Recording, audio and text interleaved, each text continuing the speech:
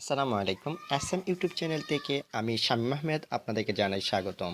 বন্ধুরা, short video tutorial থেকে আজ আমরা শিখব কিভাবে নবম দশম শ্রেণীর পরিসংখ্যান পাঠের সংক্ষিপ্ত পদ্ধতি গণনের একটি অঙ্ক, যা আপনি অথবা আপনার পরিচিত অষ্টম শ্রেণীর ঊর্ধ্বে পড়ুয়া শিক্ষার্থী বন্ধুদের খুবই প্রয়োজন হতে পারে। যারা অনার্স অথবা ডিগ্রিতে লেখাপড়া করছে তাদের জন্য খুবই প্রয়োজনীয় সেই অঙ্কগুলো হতে পারে। যেমন যারা স্ট্যাটিস্টিক নিয়ে লেখাপড়া করছে তাদের এগুলো খুবই প্রয়োজন, তাদের কিছু গুরুত্বপূর্ণ কথাগুলো খুবই প্রয়োজন। যেমন আমরা নবম শ্রেণীর একটি অঙ্ক দেখছি। যেমন এখানে তোমার শ্রেণীর 20 জন ছাত্রের উচ্চতা দেয়া হলো। এখানে দেয়া থাকতে পারে বয়সের গড়, দেয়া থাকতে পারে ওজন, বিভিন্ন তথ্য দেয়া থাকতে পারে। এখান থেকে বলা হতে পারে যে সংক্ষিপ্ত পদ্ধতিতে গড় নির্ণয় করো। এই অঙ্কটি সংক্ষিপ্ত পদ্ধতিতে গড় নির্ণয় অঙ্কটি নবম দশম শ্রেণীর শিক্ষার্থীদের জন্য খুবই ইম্পর্টেন্ট এবং গুরুত্বপূর্ণ বলে আমি মনে করি। আবার এটা কঠিনও বটে। তো আমরা অঙ্কটি একটু সহজ পদ্ধতিতে দুইটি অঙ্ককে, যেমন একটি তথ্য এবং সারণীকে কিভাবে একই পদ্ধতিতে অঙ্কটি করা হয় এবং এটির সহজ কিছু বিষয় নিয়ে আজ আলোচনা করব।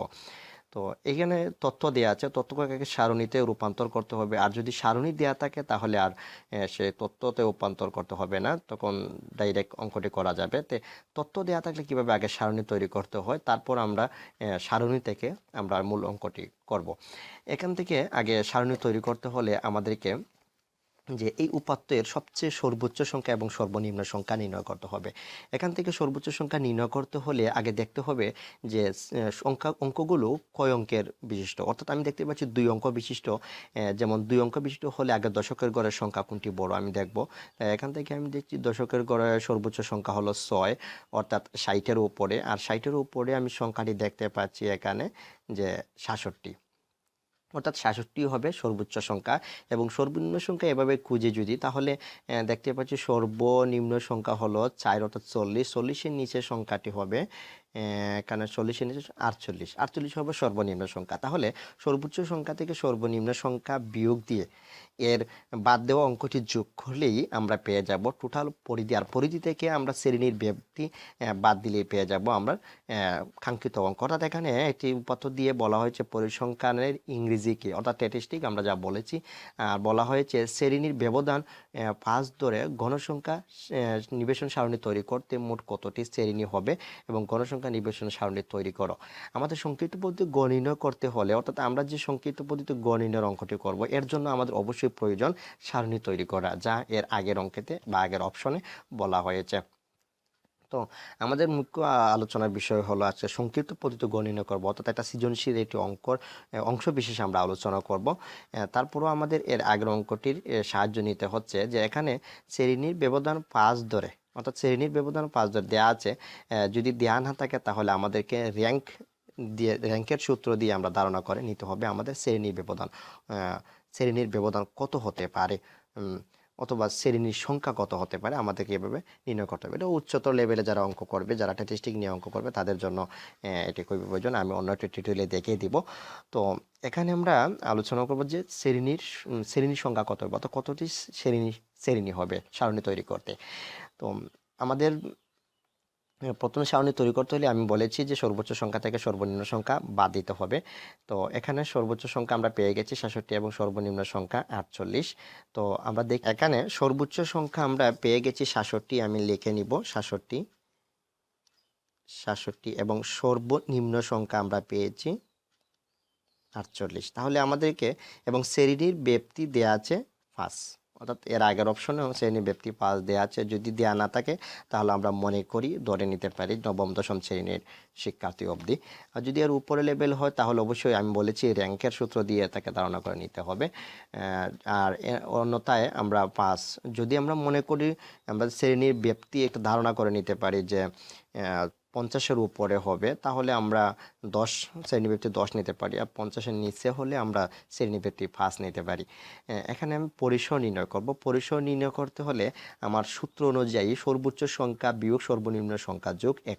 তাহলে সর্বোচ্চ সংখ্যা এখানে হলো 67 এবং সর্বনিম্ন সংখ্যা হলো 48। আর আমি বলেছি যোগ করব 1। তাহলে এখানে হবে সর্বোচ্চ সংখ্যা 67 থেকে 48 বিয়োগ দিলে আমরা পাচ্ছি 19 এবং যোগ দিলে 1 সমান হবে 20। তাহলে সূত্র অনুযায়ী আমার শ্রেণীর সংখ্যা নির্ণয় করতে হবে। আমি অঙ্কগুলো আগে একটু করে রেখেছি, কারণ ভিডিওগুলো অনেক লং হয়ে যায়, যা অনেক শিক্ষার্থীদের অনেক প্রবলেম হয়। তো আমি জাস্ট মূল বিষয়গুলো আলোচনা করব কেন এভাবে হয়। তো শ্রেণীর সংখ্যা নির্ণয় করতে হবে। শ্রেণীর সংখ্যা নির্ণয়ের সূত্র হলো পরিসর বাই শ্রেণী ব্যাপ্তি।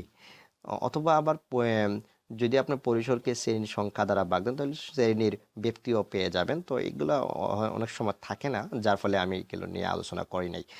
তো শ্রেণীর পরিসর নির্ণয় করতে দেখেন, পরিসর আমরা পেয়ে গেছি এখানে 20 এবং শ্রেণীর ব্যাপ্তি দেওয়া আছে 5, তাহলে অবশ্যই আমাদের উত্তরটি হবে 4। অর্থাৎ 20 থেকে 5 ভাগ দেওয়ার পরে উত্তর হবে 4। অর্থাৎ শ্রেণীর সারণীতে শ্রেণীর সংখ্যা হবে 4। তো এখানে একটা আলোচনার বিষয় হলো যে যদি এখানে কিন্তু 20 থেকে 5 ভাগ দেওয়ার পরে সরাসরি 4 হয়ে গেছে, যদি এটি একটু ব্যতিক্রম হতো, যেমন মনে করেন 22 ভাগ 5, তখন কিন্তু হয়তো 4.4। হ্যাঁ, তাহলে আমি শ্রেণী সংখ্যা কত হতো, কারণ শ্রেণী সংখ্যা তো আবার কোনো দশমিক হতে পারে না, এটা অবশ্যই পূর্ণ সংখ্যা নির্ণয় হয়। তাই আমরা লিখতে হবে এভাবে, একটা চিহ্ন দিতে হবে, চিহ্ন দিয়ে লিখতে হবে 5। অর্থাৎ 4.4-এর পরে যে পূর্ণ সংখ্যাটি, সেই পূর্ণ সংখ্যাটা এখানে ইউজ করতে হবে। নিচে যাওয়া যাবে না, কিন্তু উপরে লেভেলে যাওয়া যাবে এবং শ্রেণীর সংখ্যা পূর্ণ সংখ্যা নির্ণয় করতে হয়। এখানে যেহেতু ডাইরেক্ট মিলে গেছে, যার ফলে আমরা বলতে পারিনি, কিন্তু যদি ব্যতিক্রম হয় তাহলে কিন্তু এই কাজটি আমাদেরকে করতেই হবে। এখন আমরা দেখলাম যে উপাত্ত থেকে কিভাবে এটার সারণীর উপাদানগুলো পাওয়া যায়। আচ্ছা বন্ধুরা, তোমরা যারা এখনো আমার চ্যানেলটি সাবস্ক্রাইব করেননি, তারা এখনই সাবস্ক্রাইব করে নেবেন। এই যে একটি বাটন দেখতে পাচ্ছেন, সেখানে আপনি সাবস্ক্রাইব ক্লিক করে আপনি সাবস্ক্রাইব করতে পারেন। এখানে একটি বাটন দেখতে পাচ্ছেন, আমাদের হোয়াটসঅ্যাপের সাথে আপনি লিঙ্ক করতে পারবেন। এখানে যখন আপনি ক্লিক করবেন, তখন আপনি দেখবেন যে এমন একটি পেজ আপনার সামনে ওপেন হচ্ছে। তারপর আপনি এখান থেকে যখন ক্লিক করবেন, জয়েন চ্যাটে ক্লিক করবেন। আমি দেখে দিচ্ছি, জয়েন চ্যাটে ক্লিক করার পর আপনি সরাসরি চলে যাবেন এই একটি পেজ, যেখানে আমাদের একটি গ্রুপ, আপনি সেখানে জয়েন হয়ে যাবেন, সেখানে একটি সদস্য হয়ে যাবেন। তারপর সেখান থেকে আপনি আরেকটি পেজ রয়েছে, অর্থাৎ একটি ফেসবুকের গ্রুপ রয়েছে, আমাদের শিক্ষামূলক একটি গ্রুপ, সেখানে শুধু খালি ট্যাক্স করা হয় শিক্ষামূলক ব্যাপারে। তাছাড়া আমার পার্সোনাল ফেসবুক আইডি রয়েছে, সেখানে যখন আপনি ক্লিক করবেন, তখন আপনি সরাসরি আমার এই পেজটিতে চলে যাবেন, যেখানে আপনার সাথে আপনারা কমিউনিকেট করতে পারছেন। তারপরে যদি আপনি আমার গ্রুপে অ্যাড করেন, তাহলে আমার এই daily BCS learning test and quiz এই পেজটিতে চলে যাবেন। তো আপনারা অবশ্যই সাবস্ক্রাইব করে রাখবেন। আর তাছাড়া যদি আমার চ্যানেলটি সাবস্ক্রাইব করার আরেকটি বাটন রয়েছে, যেখানে আপনারা ভিডিও প্লে করবেন, সেখানে আপনারা দেখবেন একটি চ্যানেল, একটি লোগো দেখতে পাবেন। সেই লোগোর মধ্যে আপনারা ক্লিক করে এখানে যখন আপনারা মাউস পয়েন্টার নেবেন, তখন দেখবেন একটি সাবস্ক্রাইব বাটন দেখাচ্ছে। এই বাটনেও আপনারা ক্লিক করে আপনারা সাবস্ক্রাইব করতে পারেন। তো বন্ধুরা, আমি আশা করি আমার পরবর্তী ভিডিওগুলি খুবই ভালো হতে পারে, তাহলে আপনারা সাবস্ক্রাইব করে রাখা ভালো। তাহলে আপনাদেরকে বলে দিবে কখন কোন ভিডিওটি দেয়া হচ্ছে, আপনারা প্রয়োজনে দেখে নিতে পারেন। তাছাড়া এখানে SM কম্পিউটার লিখে আপনারা, অথবা SM learning test and quiz লিখে, অথবা SM লার্নিং সেন্টার লিখেও আপনারা সার্চ দিতে পারেন। তো সার্চ দিলে বন্ধুরা দেখবেন SM কম্পিউটার নামে অনেক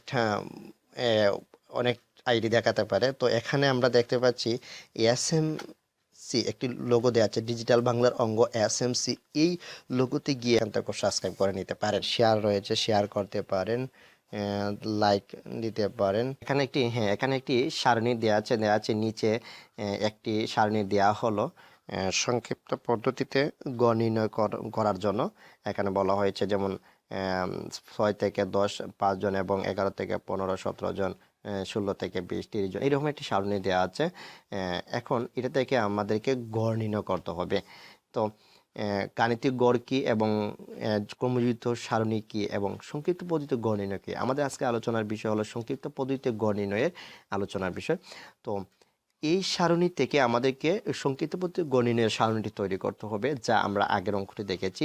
সেই অঙ্ক থেকে কিছু উপাদান পেয়েছি, সেই উপাদানগুলো এই অঙ্ক থেকে আমরা ইউজ করব। তাহলে আমরা বুঝে যাব উভয় অঙ্কের আমরা যে বিষয়গুলো, পার্থক্য বা তার মিলের বিষয়গুলো আমরা কিভাবে ইউজ করব। তা আমি একটি সারণী তৈরি করি। কেন একটি সারণী আমি আগেই তৈরি করে রেখেছি, যে যাতে আমাদের সহজ হয়, অল্প সময়ে আমরা অঙ্কটি বুঝে নিতে পারি। এখানে সারণীর মধ্যে আমরা পেয়েছি 6 থেকে 10, 5 এবং 11 থেকে 15, 17 জন। এভাবে কিন্তু আমি যে সারণীর যে উপাত্তগুলো দেওয়া আছে সেগুলো আমি তুলে রেখেছি। এখন যে আমার যে কাজগুলো করতে হবে সে কাজগুলো আমি এখন করব। যে আমাকে এখানে মধ্যমান নির্ণয় করতে হবে এবং গণসংখ্যা নির্ণয় করতে হবে, ধাপ বিচ্যুতি নির্ণয় করতে হবে এবং এফআই ইউআই নির্ণয় করতে হবে। তবে কেন? কারণ এর সূত্র হলো এ প্লাস এফ আই ইউআই তারপর এন ইন্টু এইচ। তো এ হলো আমার মধ্যমান থেকে নির্ণয় করতে হবে, এফ আই ইউআই আমার এই অঙ্ক থেকে, অর্থাৎ এফ আই, এখানে এফ আই হলো গণসংখ্যা, এফ আই ইউআই হলো ধাপ বিচ্যুতি, আমি উপরে লিখে দিলাম যেহেতু নিচে জায়গা নেই। তো এফ আই আর ইউআই একত্র করার মানে হলো গণসংখ্যা এবং ধাপ বিচ্যুতির গুণফল এই ঘরে বসাতে হবে, কারণ আমার সূত্রের মধ্যে রয়েছে, এখানে সামেশন আছে, তার যোগফলটা এখানে বসাতে হবে। এবং এন হলো তার টোটাল গণসংখ্যার মান, অর্থাৎ এন হলো এখানে টোটাল গণসংখ্যা কত। আমরা এখানে যদি আমি যোগ দেই, যেমন 5, তারপরে যোগ হলো 17, তারপর যোগ হলো 30, তারপর যোগ হলো 35, 38, তারপর যোগ হলো 35 যোগ 10 যোগ 7 যোগ হলো 3। তাহলে আমি টোটাল পেয়ে গেছি 145। অর্থাৎ আমার এখানে টোটাল গণসংখ্যা হবে 145। তো 145 আমার টোটাল গণসংখ্যা। এখানে এন এর মান পেয়ে গেছি, এর মান আমার এখান থেকে বের করতে হবে। এইচ এর মান হলো শ্রেণী ব্যাপ্তি, অর্থাৎ 6 থেকে 10 এর পার্থক্য কত, অর্থাৎ 5। আমার এইচ এর মান হবে সেখানে 5।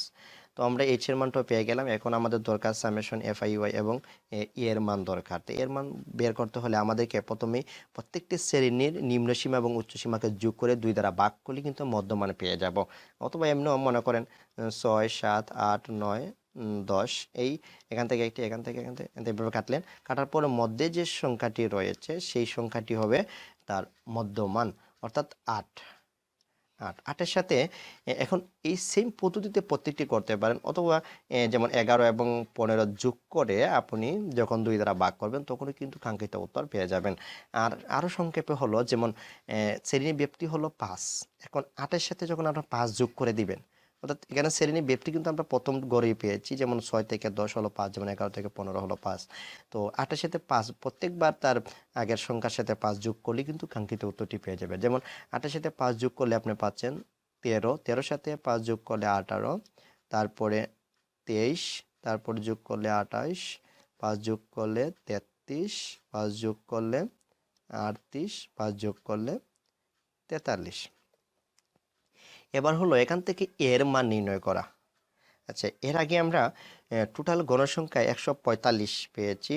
145কে আমরা 2 দ্বারা ভাগ করলে কিন্তু আমাদের একটি উত্তর পাবো, যা নিয়ে একটু আলোচনা করব। যেমন সংক্ষিপ্ত পদ্ধতিতে গড় নির্ণয় করতে হলে কিন্তু 6টি, 4টি, 5টি, অর্থাৎ 4, 5, 6 এটি গড় দ্বারা করা যায়। আমি কিন্তু 5টি গড়ে করেছি, আপনারা লক্ষ্য করেছেন। যেমন এখানে 1, 2, 3, 4, 5, আমি 5টি গড়ে করেছি। তো ইচ্ছা করলে 4টি গড়ে করা যায়, যেমন মধ্যমানের গড় হাইট রেখেও করা যায়, যা মনে মনে করতে হয়। আর যেহেতু আমি 6টি গড়ই করি নাই, অর্থাৎ একটি গড় আমি হাইটে রেখেছি, সেটি হলো ক্রমযোজিত গড়। যা ক্রমযোজিত এখন আমি নিজেই করে নিব, অর্থাৎ মনে মনে করে নিব। এদের কাজটি হলো আমার টোটাল গণসংখ্যাকে আমি 2 দ্বারা ভাগ করলে মধ্যক পেয়ে যাব।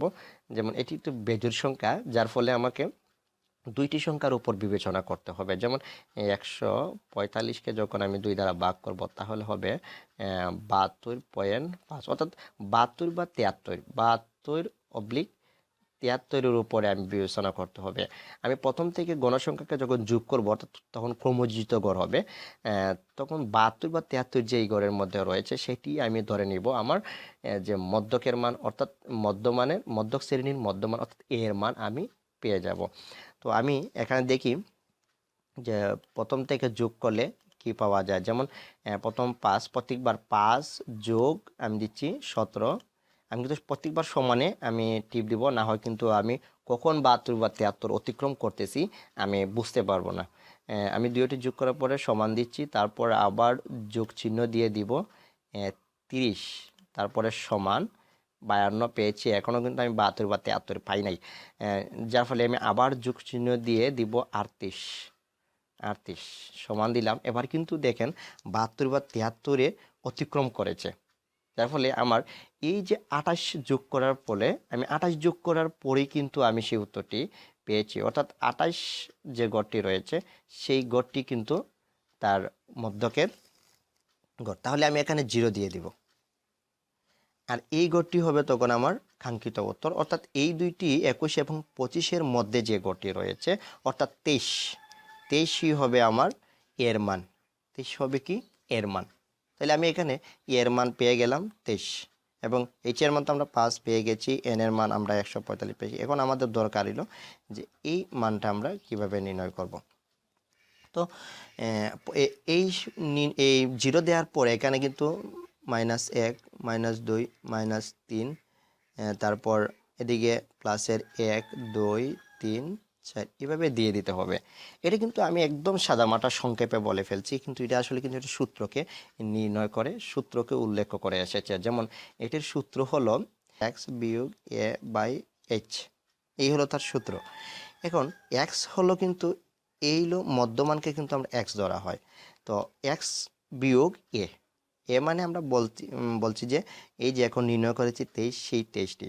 যেমন আমরা যদি r থেকে 23 বিয়োগ দেই, অর্থাৎ r থেকে বিয়োগ দিলাম 23, এবং শ্রেণী ব্যাপ্তি h এর মানে হলো 5, r থেকে যখন আমরা 23 বাদ দিব তখন উত্তর হবে -15।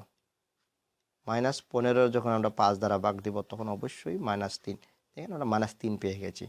আবার যখন এই গড় নিয়ে বিবেচনা করব তখন কিন্তু এই গড় নিয়ে বিবেচনা করার সময় 23 বিয়োগ 23, অর্থাৎ x এর মানও 23 তখন, আবার এর মানও 23, তখন 23 বিয়োগ 23 অর্থাৎ 0 থেকে 0 ভাগ দিলে কিন্তু 0 হয়ে যায়। আবার যদি যেমন এই গড় নিয়ে বিবেচনা করি, যেমন 43 থেকে 43 অর্থাৎ x এর মান, আর 43 থেকে এর মান 23 যখন আমি বিয়োগ দিব তখন কিন্তু উত্তর হবে 20, আর 20 থেকে যখন আমি 5 ভাগ দেব তখন উত্তর হয়ে যাবে 4। তো এভাবে কিন্তু এটি সূত্রকে অনুসরণ করে কিন্তু এখানে মানটা বসানো হয়েছে। আর সূত্রটি যেহেতু এখানে প্রত্যেকটা গড়ের মানে 5 ব্যবধান, তাই এভাবেই হয়। যেমন উপরের দিকে গেলে -1 2 3 এভাবে হয়, আর নিচের দিকে গেলে +1 2 3 4 এভাবে হয়। তাই প্লাস চিহ্ন দেওয়ার প্রয়োজন হয় না। এবার যে কাজটি হলো আমাদের FI/UI গুণ করে আমাদের এই ঘরে বসাতে হবে। যেমন 3 5-এ -15, এরপরে আপনার 2 17-এ -34, তারপর 31-এ 30 -30, তারপর 0 দিয়ে আপনি যাকে গুণ করেন 0 হয়ে যাবে। তারপর 1 দিয়ে যখন 35-কে গুণ করবেন তখন এই 35-ই হলো। 2 দ্বারা যখন 10-কে গুণ করবেন তখন 20, আর 3 7-এ 21, আর 3 4-এ 12। এখন আপনি প্রত্যেকটার যোগ করে দেন, যোগ করেন, অর্থাৎ সামেশন FI/UI সমান কত হবে।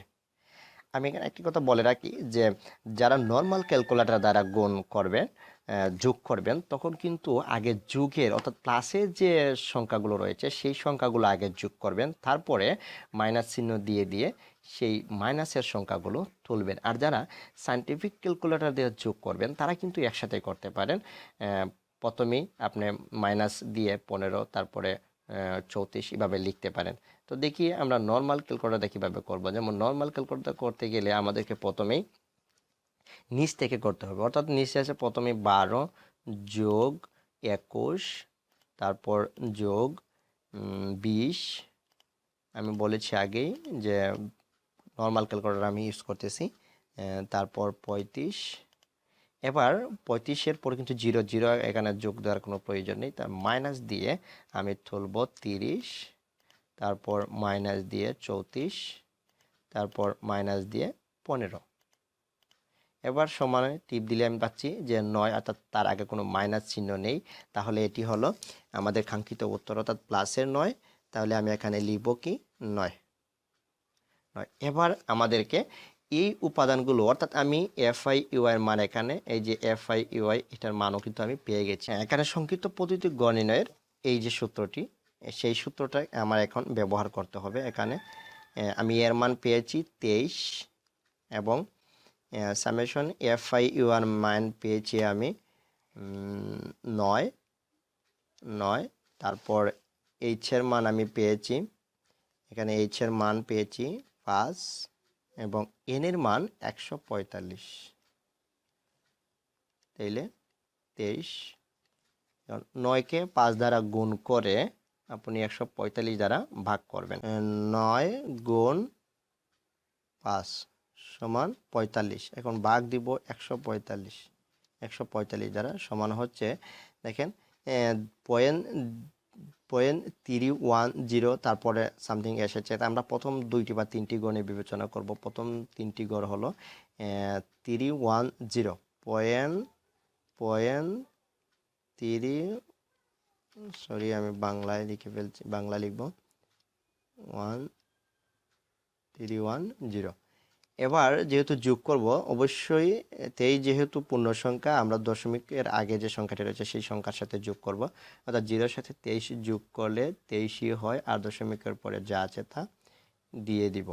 অর্থাৎ এটি হবে আমাদের জন্য আমাদের কাঙ্ক্ষিত উত্তর, সংক্ষিপ্ত পদ্ধতি গণনের উত্তর। আলোচনার বিষয়টি রয়েছিল যে সামেশন FI/UI এর মানে কি এবং এটা কিভাবে করতে হয়, এবং ক্যালকুলেটরে কিভাবে ব্যবহারগুলো করতে হয়, এবং কিভাবে তার মধ্যক এর মান নির্ণয় করতে হয়। এভাবে অনেকে কিন্তু তার শ্রেণীর প্রথম সংখ্যা থেকে শ্রেণীর শেষ সংখ্যার যোগ করে একে 2 দ্বারা ভাগ করে এভাবে বের করার চেষ্টা করে, কিন্তু এভাবে অনেকটা ঝামেলা হয়।